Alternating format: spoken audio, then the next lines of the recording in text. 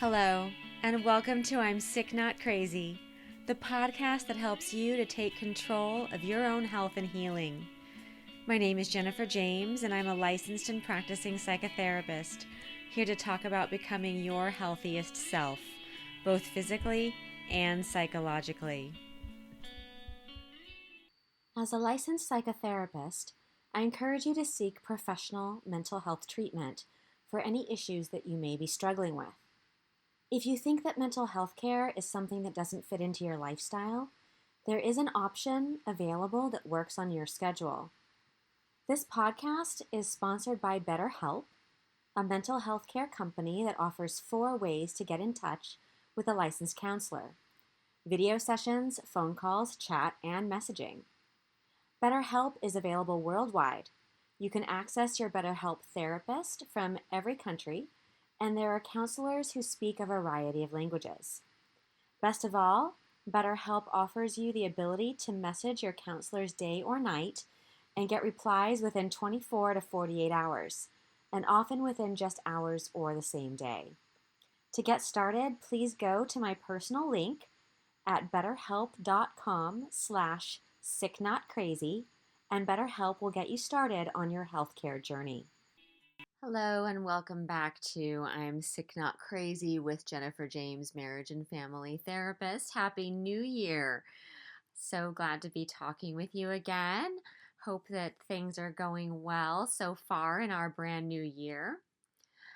So today I want to talk about active listening skills, how to make people feel heard. People often have no idea what it actually means when I tell them that I'm a therapist. Some people seem to think that being a therapist is akin to being a psychic or a mind reader.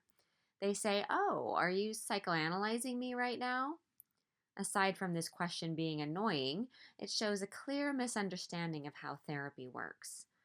It takes time to build a relationship between client and therapist, and clients answer multiple questions, willingly sharing stories about their lives before therapists can make inferences about what's going on psychologically.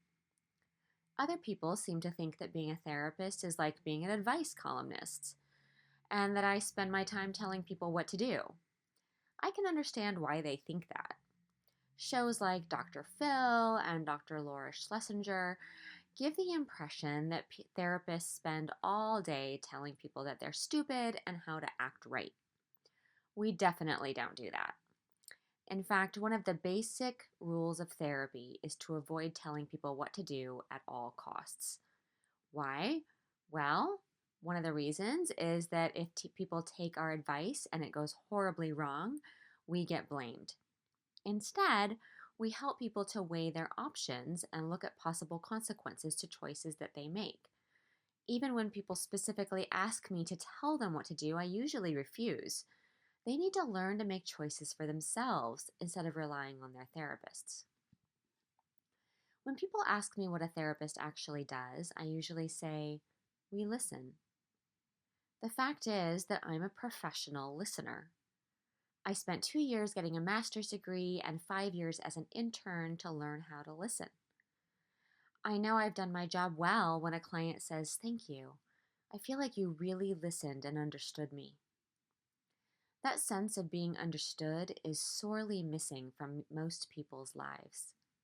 We're all so busy and distracted.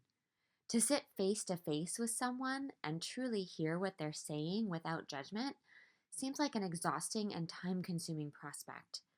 Many people even find the listening process to be uncomfortable and foreign. They dread the words "we need to talk." Talking seems like a threat instead of the invitation to listen and understand that it actually is. Yet isn't being heard something most of us deeply crave? Truly being understood feels wonderful, and being ignored is terribly frustrating.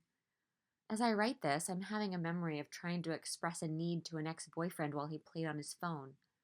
I pointed out to him that he wasn't paying attention to me and he put his phone down, but then immediately looked right through me at the television that was on behind me. I gave up. And after a sequence of similar situations, I gave up on him. I needed a partner who would listen to me. If you're reading this and recognizing that you need to do some work on your listening skills, Don't worry, I'm going to give you some great tips. However, listening is like an underused muscle that needs to be worked, and only you can do that. It's going to take some practice to get your listening muscle strengthened.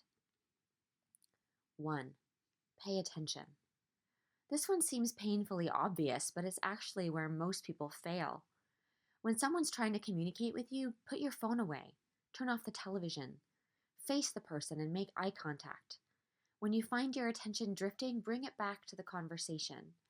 Take in what the person is saying without judgment and don't formulate your response or rebuttal in the middle of the message. Pay attention to the person's body language in order to get the full meaning. 2. Show that you're listening. Do things that give the other person the message that you're with them. Nod, ask questions, say things like, yes, or that makes sense, to show that you're understanding. Saying these things doesn't mean agreement, it only means that you're listening. Summarize the person's message periodically. 3. Ask open-ended questions. These are questions that encourage the person to elaborate instead of giving a yes or no answer. I like what and how questions and avoid why questions if possible. Why questions tend to make the speaker defensive. Questions like, what was it like for you when? And how do you feel about? Are great open-ended questions to use. 4. Use reflections. Reflection is a technique where you repeat back what someone has said to you in your own words. This shows that you don't just hear the person, but are trying to understand them. Starting your reflections with statements like, I hear you saying that, or it sounds like you're telling me that, can be helpful. 5. Witness the emotions. Weirdly, I didn't see this one in any of the articles I read in preparation for writing this piece, but I think it's probably the most important one. Before you can make any progress in whatever issue you're dealing with, you must witness the emotions. When people say that they don't feel heard, it's usually because their emotions have not been witnessed. What does that mean? Well, it means that you need to verbally acknowledge how that person is feeling. There's incredible power in saying, wow, that must be so frustrating, or you must be feeling very sad about that. Listen for the emotions and then say what they are. Verbally acknowledging the feelings might feel scary at first, but it's an incredibly powerful way to show the kind of understanding that can move a conversation forward. 6. Defer judgment. Don't interrupt the person with counter-arguments or comments until you have heard the entire message. Interrupting is a waste of time. The person will feel that you haven't heard or understood and will likely start all over again. Wait and pay attention until the full message has been communicated. Then, if you don't know how to respond, simply ask for time to absorb. Something like, give me a second to take that in, works great. 7. Strive to understand. Your job is to understand the speaker's point of view. It doesn't matter whether or not you agree. Attempt to put your own reactions aside as you work to understand the speaker's message. All people have reasons for their beliefs, needs, and feelings. Their experiences in life are different from yours, and those experiences have informed their viewpoints, just as yours have.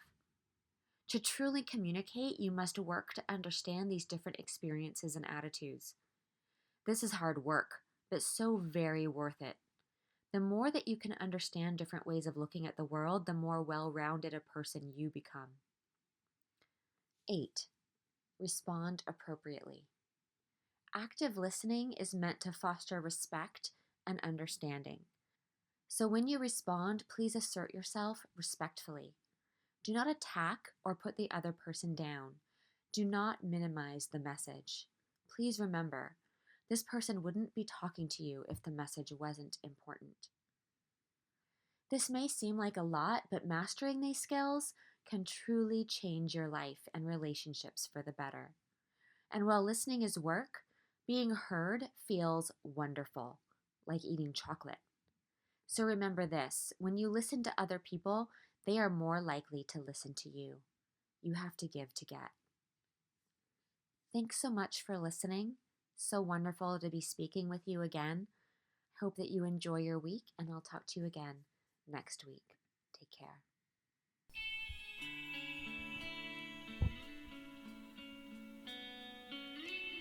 Thank you for listening to this week's I'm Sick Not Crazy podcast with Jennifer James, marriage and family therapist. Please remember that this podcast is educational in nature, and it's not meant to substitute for medical or psychological advice. To learn more about my work or to contact me, please visit my website at jenniferjames-author.com. And while you're there, please visit and follow my blog. Thanks so much for listening, and remember that you can take control of your own health.